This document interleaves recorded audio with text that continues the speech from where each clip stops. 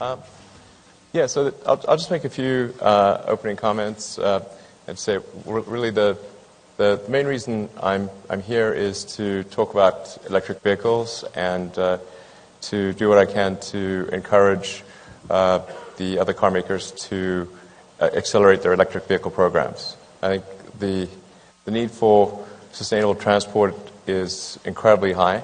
I mean, even in the face of massively declining oil prices, I think it actually becomes more urgent that that the auto manufacturers transition to electric and put a huge amount of effort behind their electric vehicle programs.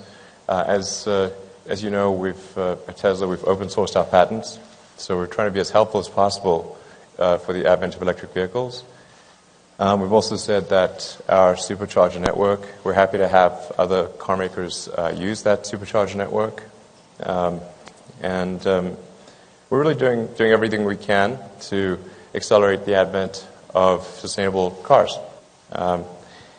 And so I think I'm hopeful that by coming here and maybe answering some questions, I can explain why I think the opportunity for electric cars is tremendous and why I think that all transport, with the ironic exception of rockets, will go fully electric. And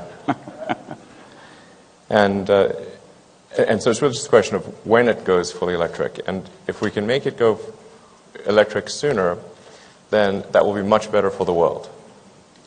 And we do have a significant danger with fracking technology, which is, I think, really still at an early stage.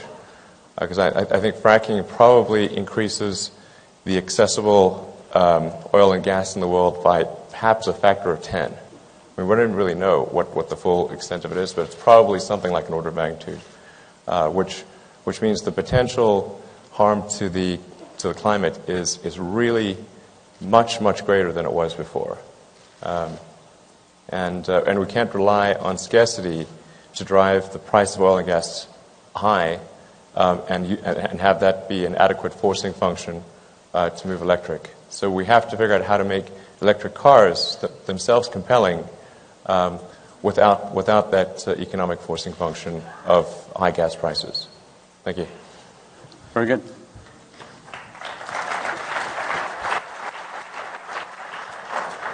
So Elon, welcome to the Motor City. Thank you.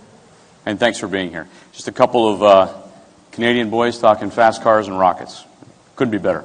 If you were going to launch two businesses, I'm guessing the natural place to start would probably not be rockets and cars. Yeah. I think for sure if you were to rank order companies to start and say what is likely to succeed and what has the best risk-adjusted return, pretty sure starting a car company and a rocket company would be at the bottom of the list. So why cars and why space? Well, because in the case of cars, it was very important for there to be an example of an electric car that was great. Like, there were no great electric cars. So people thought electric cars were like a golf cart. So they were slow and didn't maneuver well and had low range or ugly, didn't have much functionality. And that's the picture that people had in their minds. And we had to show people that an electric car could be fast, sexy, handle well, long range, and be a great car. And that's what we did with the Tesla Roadster. So it's really important to sort of just break the mold, to address that misperception that one couldn't make a great electric car, and then to show that if you made an electric car with all those attributes, that lots of people would buy it. Because even after we made the car, a lot of people said, well, yeah, you made this electric sports car, but nobody's going to buy it. And then so we had to show, yes, there is demand for it, and the same for the Model S. And then with our Model 3 down the road, showing that it's possible to build a compelling, long-range, mass-market electric car. That's, I think that's the third part of the strategy that I outlined with my first blog post about Tesla now almost 10 years ago. So that's... You had a few people doubting you. I mean, when you go back Just a few. Just a few people, right. Here and there. If we go back to 2008, you've had a couple of failed rocket launches. You've got a lot of Teslas sitting around in the garage. There are some issues there. In an instant, you receive funding from NASA, a huge contract from NASA for $1.5 billion, and then you also get funding for the car company.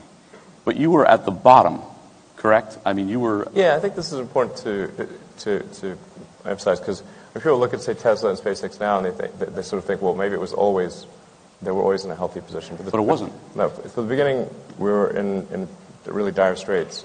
No one would take us seriously, neither the rocket company or the car company. They just thought, well, he's sort of an eccentric rich guy, and he's going to lose all his money.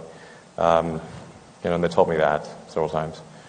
I mean, the most common joke I heard was, how do you make a small fortune in the car business or the rocket business? And the punchline is you start with a large one. Right. So it's like, I'd heard that joke so many times. I would just hit them with the punchline before they had a chance to say it. And you nearly had a nervous breakdown around. This was a personal. I'm that close to a nervous breakdown. Okay. But I did think to myself on the Sunday before Christmas in 2008, waking up the Sunday morning thinking, I never thought I was someone who was capable of having a nervous breakdown, but this is about as close as I've ever come. Because things were really so dire. As you alluded to earlier that year, after the first 3 rockets had failed of our Falcon 1 vehicle, and I'd only really allowed for enough money for 3 flights, so we had to desperately try to scrape together enough money for a 4th flight. And then with Tesla, the financing round fell apart in the summer of 2008 because the whole financial markets were crashing and GM and Chrysler were going bankrupt and nobody wanted to give us money. Not an ideal time to start a car company. Definitely not. Try to raise money for a startup car company that's making electric cars to boot, which is like that sounded like stupidity squared.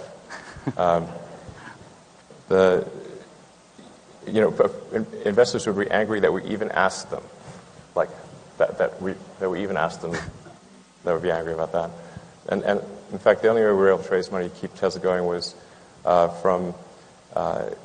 most of the existing investors agreed to fund the company, and I put all of the money that I had remaining into Tesla. So it still wasn't. It was amounted to about, in total, about $40 million, 20 of which came from me, and I was tapped out. Had to borrow money for rent after that, and that tided us over into for about 6 months to May of 2009 when Daimler invested in Tesla, and that Daimler investment was really fundamental to the survival of Tesla. In fact, a lot of people think like somehow the government bailed us out or anything. That is actually not true. It was the Daimler investment that saved Tesla, not government funding. The first money we got from the government ever was in March of 2010, and that was after the crisis had passed. And it wasn't your intention to even that this would be profitable. I mean, you thought it was actually going to fail at some point, right? Well, or you weren't sure it was going to be that successful. At the start of Tesla, when it was just me and a few guys, I thought we maybe had a 10% chance of success. Okay. How do you feel now? Well, now I think we've got now I think some degree of success is assured, but it's a question of the magnitude. So, does Tesla become sort of a niche car maker, making maybe 100,000 cars a year or something like that, which is obviously super tiny? That would be 0.1% of market share. I think that's the definition of a niche. If you're 0.1%, you have to at least get past the decimal point to not be a niche. So that's one possible future. 100,000 or yeah, or your stated goals of 500,000 by 2020. Yeah, I think we'll probably aim to do more cars than that. I'm not necessarily by 2020 sure the 500,000, but I think we'll probably continue past that. You'll continue past the 500,000. Yes. Okay. Within which time? Within what kind of time frame? Let's say, I don't know. I think we should be able to get to probably at least a few million cars in 10 years, a year. So by 2030? By 2025. Oh, by 2025. Okay. We can probably get to a few million cars a year. I think we're just going to keep driving our volume as high as we can, because our mission is fundamentally to transition the world to electric cars. So if we don't make a lot of electric cars, then we're not doing as much as we can. Now, I mean, that being said, I think most of the good that Tesla will accomplish is by sort of cutting a path through the jungle to show what can be done with electric cars. So you think that the industry as a whole will adopt a greater... Yes, I think it's sort of the biggest impact that Tesla will have will be the degree to which we induce or cause other car companies to accelerate their plans for electric vehicles. Do you feel they have that kind of passion right now? It's a little bit, not much. You know, it's clearly not it's not front and center. Yeah. There were some vehicles shown at the Detroit show, for example, that are more in your segment than others. Yeah, I think that's great. I hope to see a lot more of that. But until we start seeing serious numbers of electric vehicles, that it's hard to say that there's a ton of effort behind it. Yeah. So I think we really... Why is that? Well, I think for a lot of people in the industry, it's not clear that the economics work for electric cars. I mean, it is a new technology architecture. And usually in the car industry, things don't change that much technologically. Relative to, say, consumer electronics, the pace of change is relatively slow. So I think for a lot of the car makers, they're uncertain about the demand for electric cars, and you get sort of a chicken and egg problem. Like if you don't know whether there'll be high demand for electric cars, then you don't want to make the investment to build them at scale, and so then you don't know.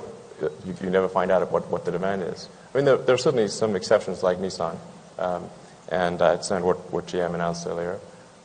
So, I mean, that all sounds good, but compared to the 100 million new cars and trucks made every year, we're still talking very, very tiny numbers. So you're hoping that the industry really gets on board with the electrification plan, and that within that sweep, that Tesla then grows to these levels that you've just said. Do the economics work for you currently?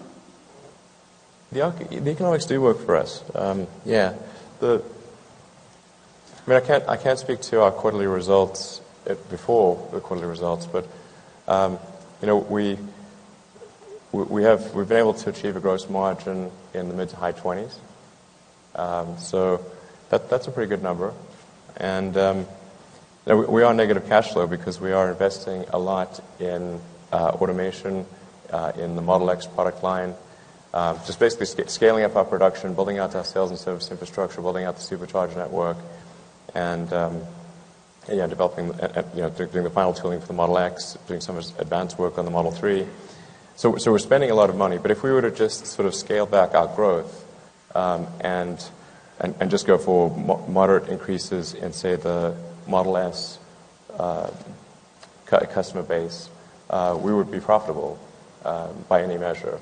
And I think decently so. Some say, I mean, the criticism out there is that every OEM adheres to GAAP accounting. We do too.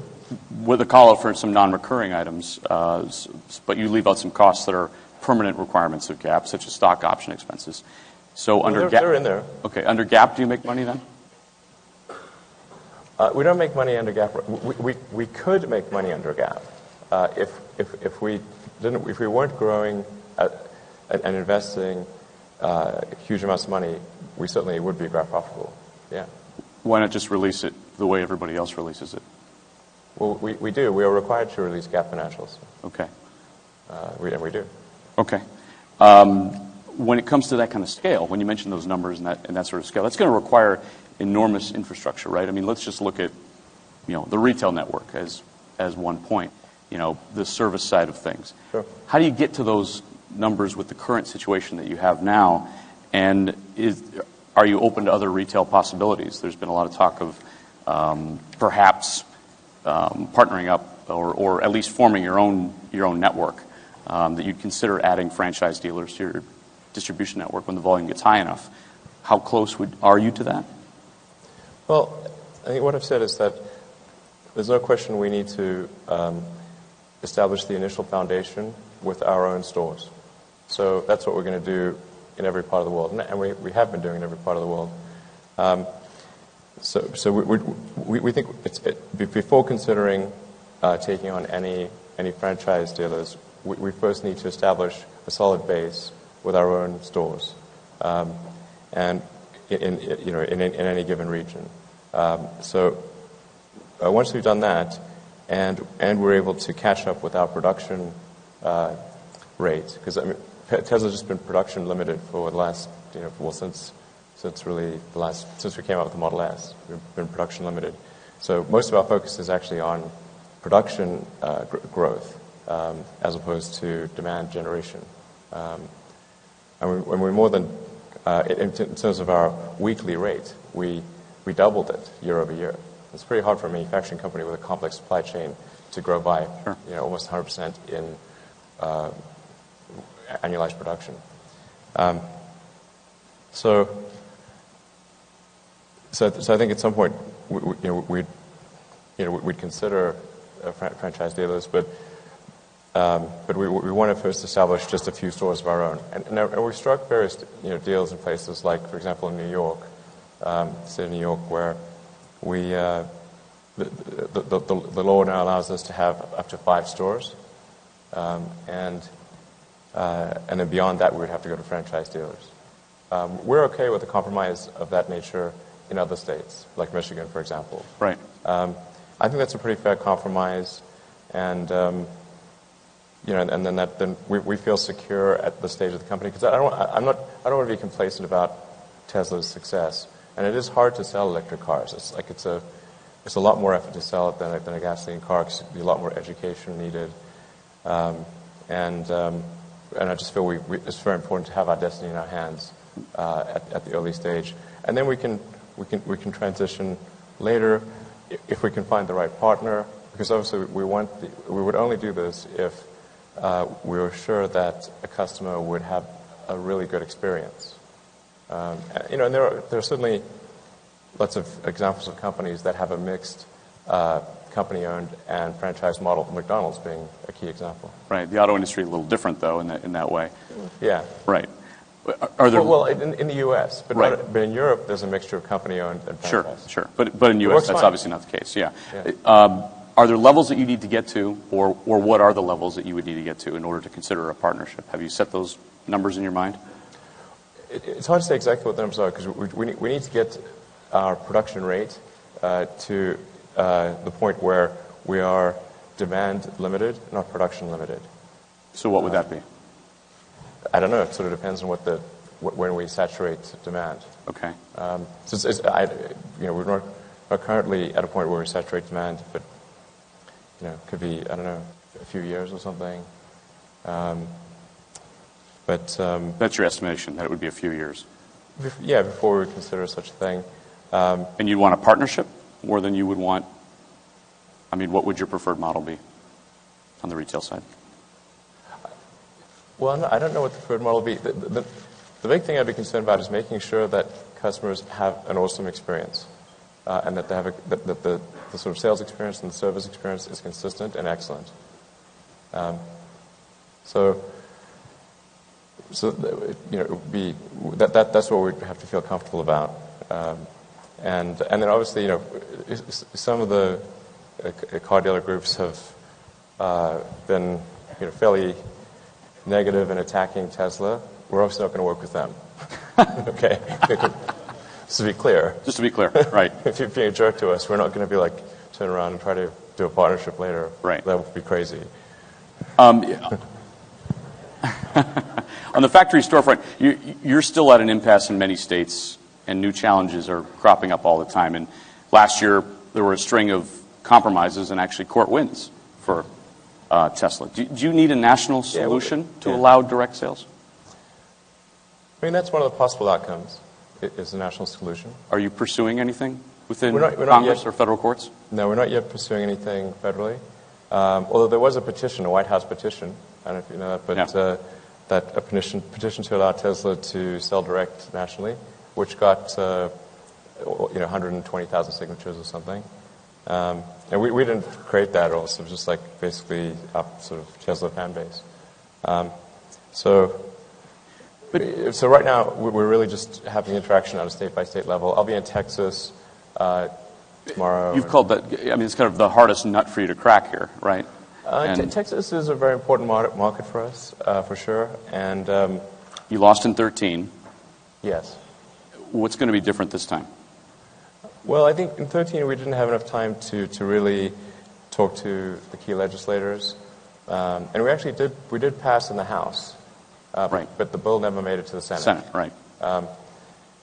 So I think that I think it's mostly just about getting people comfortable, making sure there's a reasonable compromise here, and seeing what we can do. I do think, in the case of Texas particularly, direct sales is fundamental to the Texas ethos.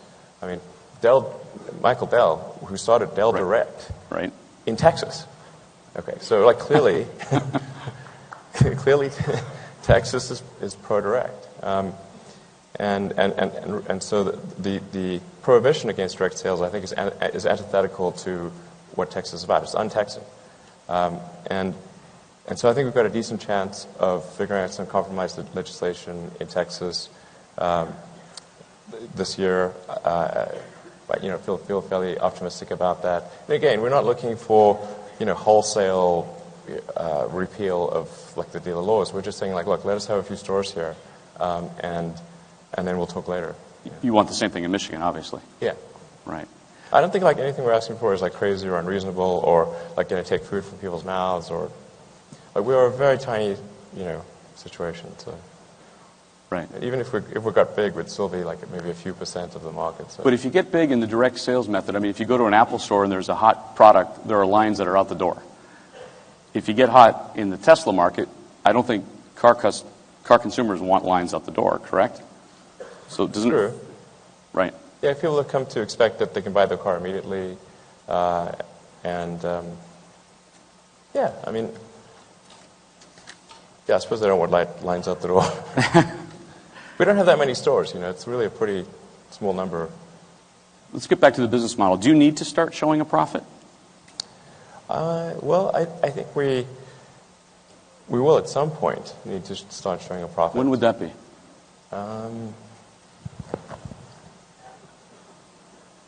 When would that be? I guess probably when the Model 3 is in full production. Which is when?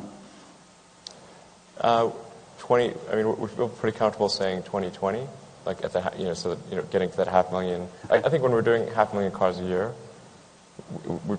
I think we should be profitable at that point, or by 2020, we're doing something wrong. Yes. You got to start making some money. Yeah. Okay. I think there'll still be a lot of room for investing in future technology, but at that point, we should be at a reasonable scale where, despite investing in new technology, we're still profitable. So, just to be clear, you're still on track for the 500,000 by 2020? Yes. Okay. How many Model S's did you sell last year? I can't say the number because I'd be front-running the earnings call. But we're pretty happy with the number of cars that were produced and ordered. With Tesla, the metrics are a bit different because in the normal car business, sales and deliveries are the same thing. Because the cars go to the dealer lots and then they get sold. But in the case of Tesla, and so that's a real understanding of the demand level. In the case of Tesla, since most of our cars are ordered in advance, the actual measure of demand is how many orders does Tesla have on the books, because they're built to order, right? And there's a typical waiting time of anywhere from 1 to 4 months. So you had said you wanted to sell 35,000 last year. That was the goal. That was our aspiration, yeah. Did we come close? Again, though, it's. Or did you have enough orders? Our aspiration was to deliver Right. 35,000, and we actually changed that to 33 because it was getting too difficult to get deliveries done over the end of over the Christmas break and everything. So our aspiration was to deliver 33,000 cars. We sold, in terms of orders for cars, far more than that. Okay. And then there's a question of how many cars were manufactured, and then how many cars were delivered. So those are the metrics that really are important, and we need to do a better job of educating the media so they don't conflate gaps like sales, meaning deliveries, with actual demand, because they'll think, oh, deliveries went down, so that must mean fewer people wanted your car. But actually, the reason deliveries went down is just that our manufacturing ramp was slower than we expected. Well, because you don't report monthly sales and delivery numbers, the investors and media kind of guess at all kinds of crazy methods and put out all kinds of bad information. So every OEM reports sales by market. Why not release the number like any other car company? I think we probably will in the future, but I think once every 3 months and once every month it's not a huge difference. I'm not sure how that actually helps, really. It helps if you're in the press and you could write 3 times as many articles instead of 1. Okay. See, you're educating the press today, so yeah. So I'm sure. Okay, I can see how that helps if you're a writer, but it's not not clear how it's helping Tesla. And I think sometimes it's difficult to interpret these numbers because we will make cars in batches. So we'll make cars for 3 weeks we'll just make cars for Asia, and then we'll switch to cars for Europe, and then we'll switch to cars for US, and then those will get delivered in waves. And then so people will see huge differences in deliveries from 1 month to the next, and assume that somehow consumers are going through these wild gyrations in their interest in the car. It's actually got nothing to do with that. It's just when the boat left. Okay, so that's all. So I think right now, releasing things on a monthly basis would just get people really confused. Are your U.S. sales rising? Or are your orders for U.S. cars rising? Yes. By how much? No, I can't give that detail. All right. I can ask. But I can't say that. Over the course of last year, we saw a significant increase in demand for North American. A significant increase in North American demand, and a significant increase in demand in Europe. Things were a little weaker in China, but just because I think of some communications issues that we need to fix. Most importantly, around charging, people have a misperception that charging is difficult in China, but actually, at this point, we feel we've solved all of the charging issues. But we've got to work to correct that misperception. So I'd say. So North America and Europe, excellent. Actually, Europe's surprisingly excellent. And then places like Hong Kong are actually really good. Australia, good. But then China was sort of unexpectedly weak in the fourth quarter. We had more than enough demand to make up for the reduced demand in China, and we'll fix the China issues, I think, and be in pretty good shape probably towards the middle of the year. The Model X is now over 2 years late. What went wrong?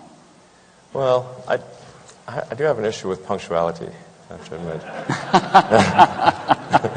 Not my. You were always that kid that was a little late to class? It's just yeah, exactly. It's true. I'm I guess, I'm sort of inherently optimistic, and I think sometimes that optimism leads to me thinking it can get done sooner than it can. So I'm trying to recalibrate a little bit. But at this point, I'm confident that the Model X is really going to be a phenomenal car. When is it coming out? This summer. Okay, so it'll for sure launch this summer? Yeah. Okay. Yeah, for sure this summer. And we do want to be cautious with the Model X and make sure that we've done a lot of validation testing to make sure, in particular, that the Falcon Wing door works perfectly in all circumstances. So it's like rain, slows, sleet, hail, on a steep incline. all sorts of crazy circumstances. Because the door is fundamentally different, no one's ever done sort of a double-hinged gull wing, or what we call a falcon wing door. Falcon wing door. And we think it's sort of a fundamental step change in utility for an SUV. It gives an SUV more utility than a minivan. And then because the center of mass is down low with the battery pack in the floor pan, it has a better a lower CG than any. It has like the CG of a sports car and the functionality of a minivan. This car is really good, and I do not say these things lightly. I mean, I'm very self-critical of my own stuff, and I really think this is going to be something special. Earlier this week at the Detroit show, Sergio Marchionne said that there needs to be more consolidation in the industry, mainly to cut the cost of developing products. The problem in the car business is just the cost of investments and how much it takes to invest in a platform, as you well know. Yes. You've had discussions with BMW. Did Mercedes talk to you before it sold its Tesla stake? Yeah, actually, just a comment on the BMW stuff. That was really sort of weird because I happened to be in Germany and made an offhand comment to one of the German magazines because they asked me what am I doing in Germany besides getting the Golden Steering Wheel Award. And I said, yeah, well, BMW invited me to stop by and we talked about various things. And that got blown up into, Elon Musk announced his giant partnership with BMW. It's like, look, man, I was just passing through, okay? Ian? He was passing through. I was just passing through. And then, so then the media sort of built up this massive story, and then discovered that it wasn't true, and then said, well, he lied about that thing. And I was like, I know.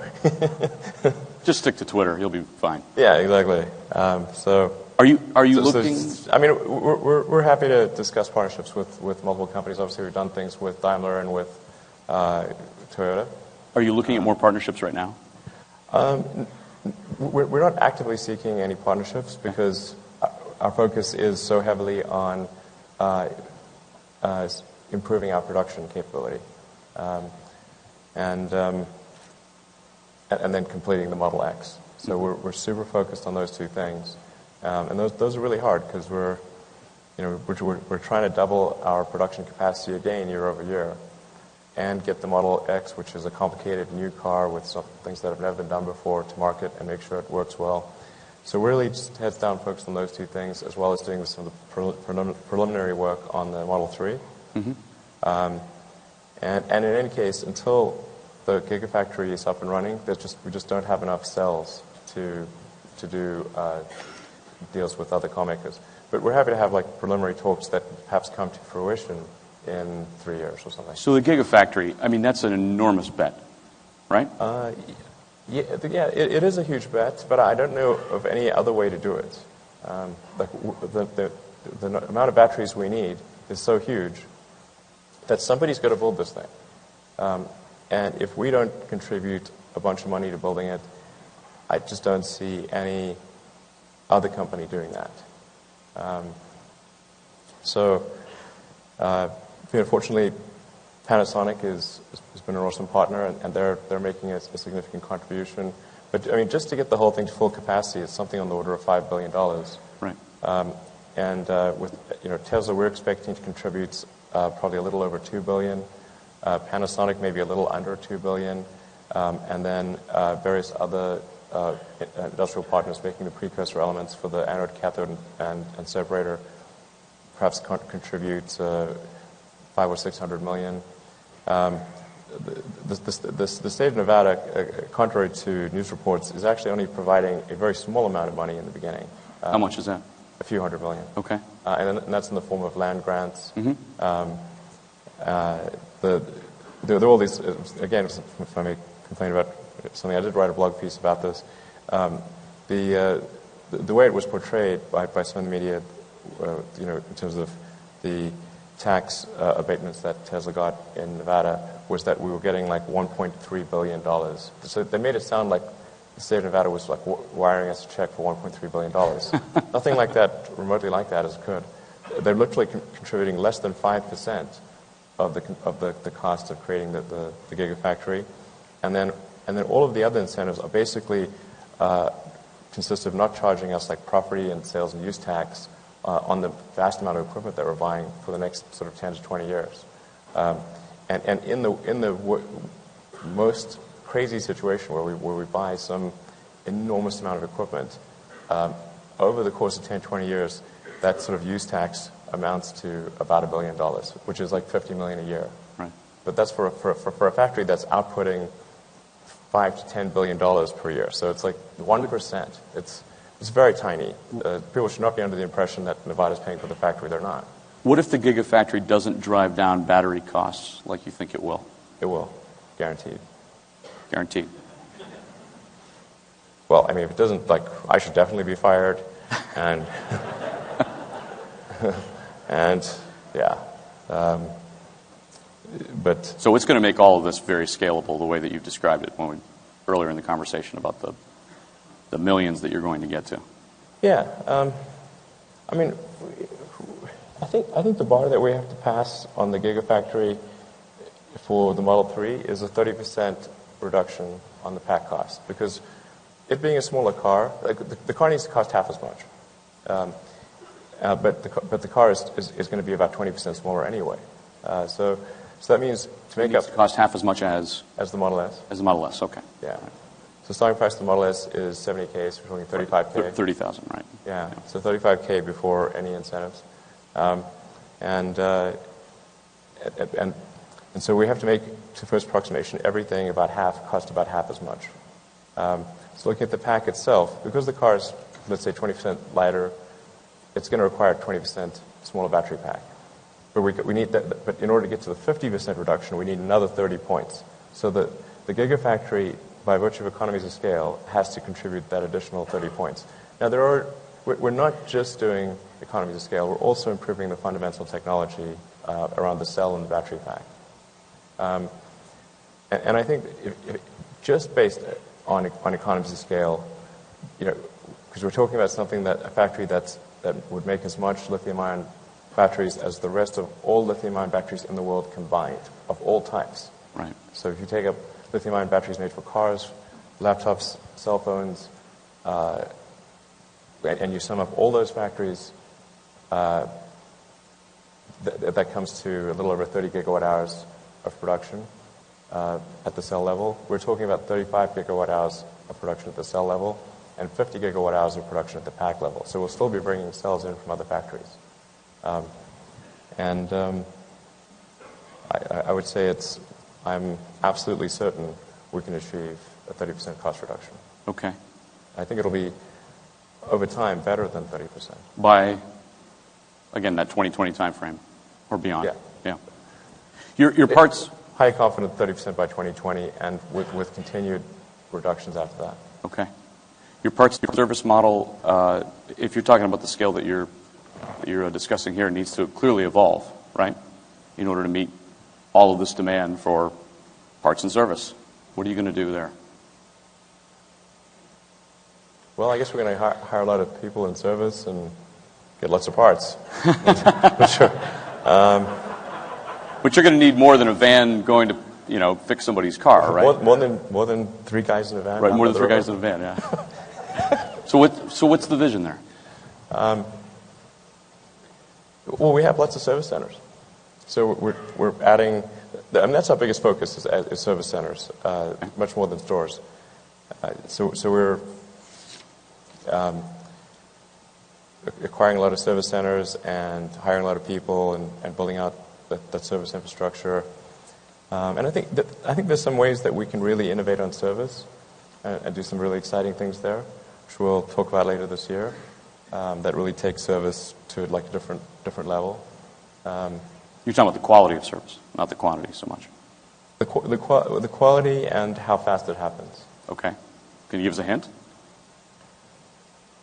We'll make the announcement probably in a month or two. But I think it's really, I think it has the potential to revolutionize service, with some really innovative things. I think service should feel like invisible love. So it's just like when your car gets serviced, you don't even know that it was serviced. Like, it's just invisible. It just happened.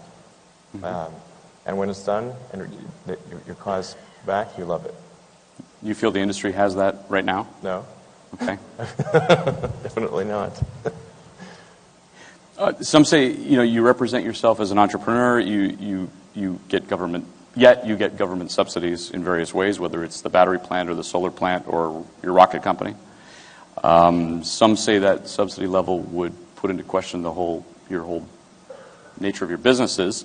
So, are you just the best ever at getting government money? No, I think I'm quite terrible at getting government money, actually. So if you look at Tesla and SpaceX and SolarCity, they got no government money at all in the first sort of half decade of their existence. Nothing. Government wasn't doing anything.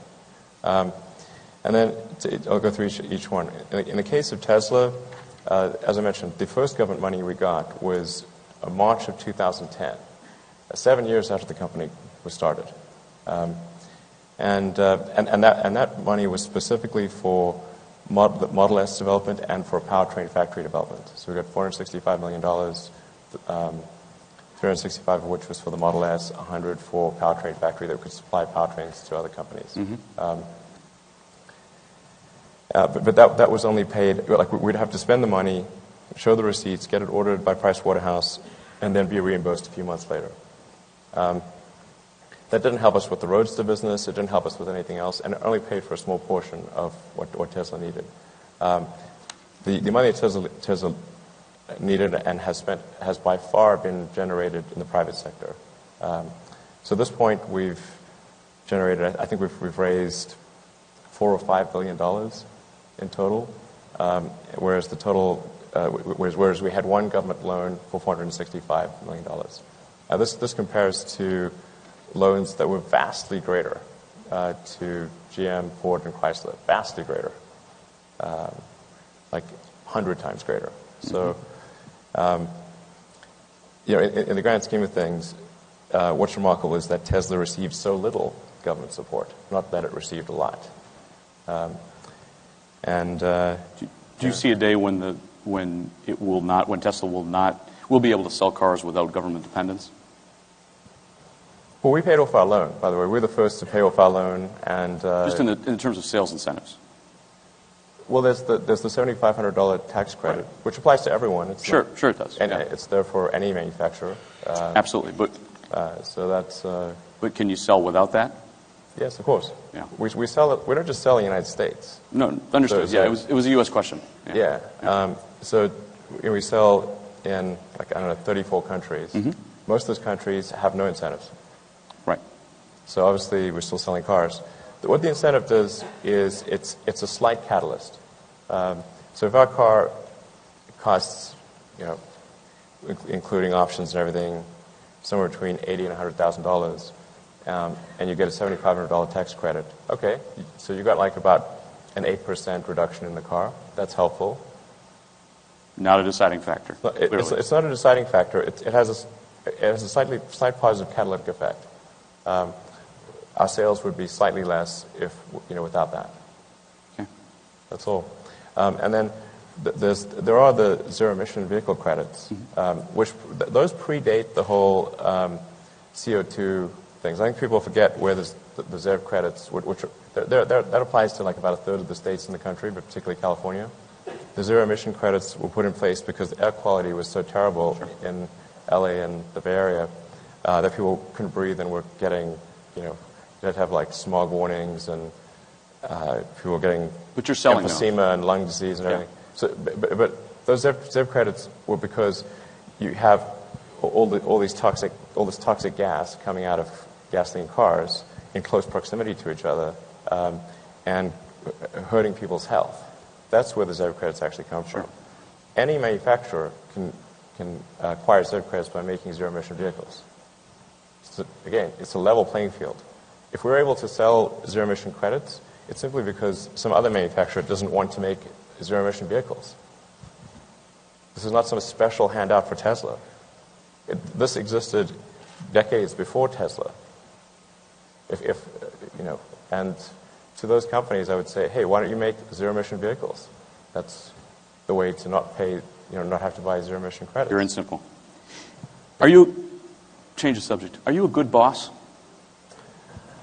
I try to be a good boss most of the time. I mean, not all the time. You've lost a lot of talent in the last few years. Okay, that's false. So, Correct. there was a completely asinine Wall Street Journal article that was written yesterday. You read that piece? Okay. There was a mention of this event in there, yeah. Yeah, that article consisted of entirely, it was amazing to see an article consisting of entirely of statements that are either obvious, wrong, or obviously wrong. Okay? Amazing. How did you manage to write an entire article and bat 1,000 on that category? Okay. You have lost talent, though, right? Is there a company that exists that has not lost talent on Earth anywhere? Well, of course not, right? Every company, there's attrition at every company. What matters is what's the longevity of key executives and personnel at the company. Do they stay there a long time, or is there a lot of turnover? Do you feel your turnover rate's in the right place? Our turnover is less than industry average, not higher. That's why the article was so ridiculous. They used the example of like the Tesla general counsel, where they said, Tesla had in the course of 1 year, 3 general counsels. That sounds like a lot, except whenever an executive position changes, in a year, you have 2, right? So all that means is the guy in the middle didn't work out. Right. Okay. All right. Okay. I mean, this isn't rocket okay, science, right? I'll take. Okay, the guy in the middle didn't work out. But Tesla's been around for 12 years. We've had 3 general counsels. That's an average of 4 years per general counsel, which is the standard sort of tenure for a general counsel. The average industry for a general counsel is about 4 years. And SpaceX, SpaceX is a year older. We're 13 years old. We've had 1 general counsel the entire time. So his tenure is now 13 years. So it would be like if I had a problem with general counsels, you'd see that problem manifest itself at SpaceX as well as Tesla. Sure. But in fact, the tenure at SpaceX is 3 times industry average, and at Tesla it is exactly industry average. Okay. And I think with communications was another thing cited. The article wasn't even internally consistent because it says we've had lots of turnover, and people implying that maybe people don't like working for me in the communications role. It's Ricardo Reyes just returned to Tesla to run communications. I don't think somebody returns to a company if they hate it. Right. That doesn't make any sense. Okay. Your stock price. It peaked at $289 a share in September, and now it's at about $200, $202.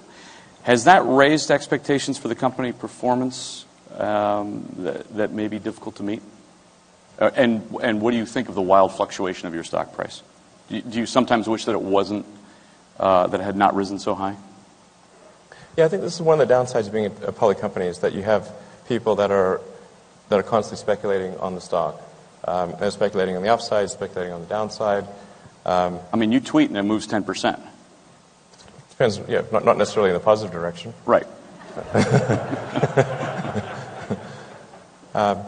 So, and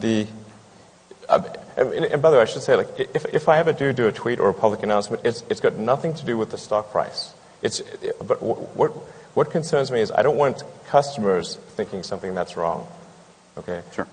For long-term investors in Tesla, the short-term fluctuations are not important, and we cater our actions and our announcements to the long-term investors in Tesla. Those are the ones we really care about. The people that are in it just to speculate and then are out the next day, we feel about them about the same way they feel about us. We don't care. Which brings me to marketing. Right now, you don't buy any advertising.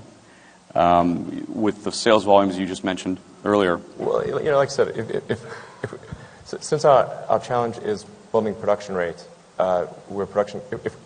we need to not be production constrained in order for it to make sense for us to buy advertising. Right. Otherwise, we're just wasting money. We should take the money we spend advertising and just invested in production capacity growth. So I'm not like super against advertising. I think at some point we will do advertising, but we just need to get past this production limitation. So that production limit, I mean, you've mentioned it a couple of times here. It's obviously an enormously key point in your mind. The production constraints, the limitations that you have, when do you see that easing, and how is it going to ease? Well, we're working very hard to grow the rate. I mean, as I said, our weekly production rate year over year has increased 100%. For a manufacturer of a large complex object, that is a huge percentage growth. And we're going to try to increase it again by 100% year over year in terms of the weekly production rate, beginning at the start of the year to the end of the year. Next year? Yeah. So from beginning of this year to the end of next year, we want to try to double our production rate. I don't know exactly where the demand, where we start to have production exceed demand. I don't think it's going to be this year. Because we've already sold out of all the Model X's we could possibly make this year. For 15? For 15, yeah. Right. So just in advance orders for Model X. If you order a Model X now, it arrives in 2016. Wow. So that's a long wait for... Yeah. So as many Model X's as we can make this year, we will sell. So the challenge is not trying to generate more demand for the Model X. Like we don't try to do that at all. Our challenge is we just got to bring it into production, make sure it is a super great car, reliable, and everything works well, and then ramp the production rate. That's our challenge. So I don't know. Conceivably, advertising might make sense next year or the year thereafter. But it's difficult for me to predict when demand outgrows supply. So no Super Bowl in 2 weeks. Okay. No. You've become quite a mainstream culture celebrity. Is that help, or is that a hindrance? I think it's a double-edged sword for sure. It's gotten a lot harder for me to just go have a drink at a Hang bar. out. Yeah, it is. It's gotten if I go to just try to hang someplace with my friends, then people will come up to me quite a lot, and they're almost always really nice and everything. But it is. That's probably not what you expected in December of 2008. No, I think December 2008, that was when, I was being accused of being, an idiot, a charlatan, an idiot and a charlatan, not even a good charlatan. And there were multiple bloggers keeping the Tesla death watch, like they were on day 5,000 of the death watch at this point. So Tesla's going to work? Tesla's going to work. Yeah, it is working. I couldn't let you go without asking about space. Only 4 entities have ever launched a space capsule into orbit successfully and brought it back. The United States, China, Russia, and Musk. Well, we have a company, but yeah. Well, yeah. Sorry. SpaceX. SpaceX, right. What have you learned from the space industry that you can apply to cars? Well, for rockets, mass optimization is extremely important. Like use of advanced materials and mass optimization is extremely important. If you, the requirement for mass optimization, say going from a car to a plane, is an order of magnitude, and then going from a plane to a rocket is another order of magnitude in the importance of mass optimization. So that's why, for example, using aluminum in the body and chassis was a no-brainer for me for the Model S, even though people certainly had some internal battles on that front to make that happen. But for me, it was a very obvious choice. You want to make the car light and still have an amazing crash rating and everything, and overcome the challenge of a heavy battery pack. You have to make the non-pack portion of the car light, so it had to be aluminum. I think in the future we'll be investigating some advanced alloys that don't currently exist, and as well as bringing over some of the interesting alloys we have in the rocket industry. So I think in terms of material choice, of advanced joining technologies, and setting up the geometry and constraints such that you can really create a mass-optimized vehicle, I think that's the most valuable thing. Are you going to travel to Mars in your lifetime? I hope so. Is that part of the plan? It depends on how long I live, of course, and what progress SpaceX. But you have like a 10 to 20 year horizon here where you want to, I mean, you want to go to Mars. I want to enable large numbers of people and cargo to go to Mars. So it's not sort of about me personally wanting to make a journey to Mars. I mean, that would be nice on a personal level, but I do think it is important that we as a species, as a civilization, are on a path to become a true spacefaring civilization and a multi-planet species. I think that's the future that's exciting and inspiring. That's the bright future. And what we're trying to do with SpaceX is do what we can to help make that bright future true. You've got 5 boys. Do they like cars? They're a little blasé about the cars. Do they like your cars? Yeah.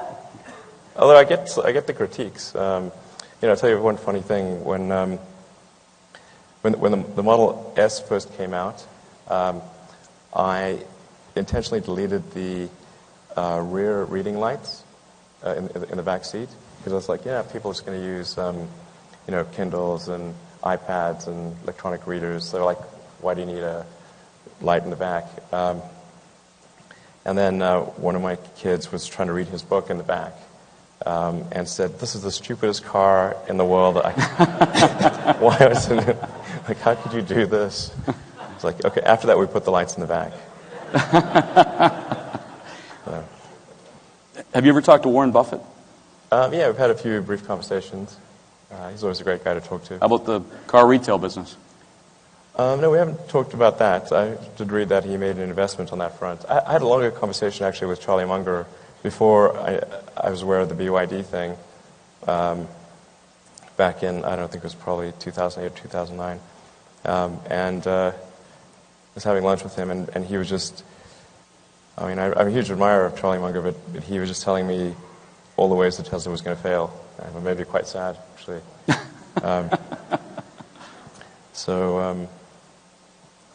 But now apparently he thinks quite highly of Tesla and what we're doing. So. What would you want to see out of the? I mean, you're in Detroit. You're here during the biggest week of the year. What would your message be to the traditional automotive industry?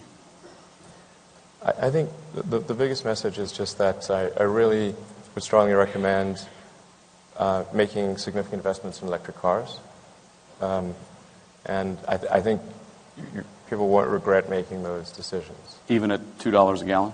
Yes, absolutely. That doesn't hinder anything, does it? It does reduce the economic forcing function to some degree. The economic forcing function? Meaning high gasoline prices. Right, I know. So there is some reduction, but $40, $50 a gallon is still fairly high. A barrel is still fairly high. And I think there will be increasing efforts by environmental groups and governments to place a price on carbon. Obviously, that wouldn't just affect the price of carbon for gasoline, but it would also affect it for electricity and everything. But an electric car is so much more efficient that even if all the electricity was generated by hydrocarbons, it's still better to, in terms of CO2 per mile, to have an electric car. So I think there's going to be huge societal pressure towards electric cars. And I think they're just sort of fundamentally better. It's just a fundamentally better architecture. You can have very high torque. The efficiency of an electric motor can be upwards of over 90% compared to a gasoline engine at more like 20%. So I think that's where the future is going to go. But it's only going to go there if the big car companies make risky decisions to do electric vehicles. And I hope they do. And as I said, we're trying to be as helpful as we can be, which is sort of counterintuitive because, why do we want all these competitors? Well, that's the point. And you've seen some competitors come out this week, and it is counterintuitive. But the way you describe it, the more the merrier. Well, the reason that I'm doing it, and certainly a lot of people at Tesla are doing it, is because we think it actually is going to make a difference to the world if we transition to sustainable transport sooner rather than later. We're not doing this because we thought it was like a way to get rich or anything. Like I said, I thought maybe 10% chance of success at the beginning. I thought I would just lose all my money, and almost did. So it's not like it was came very close to losing everything. I think we're really going to regret the amount of carbon that we're putting in the oceans and atmosphere. I mean, we're really going to regret it. Great. Thank you very much for coming here today. Right. I appreciate it. Thank you so much. Elon Musk.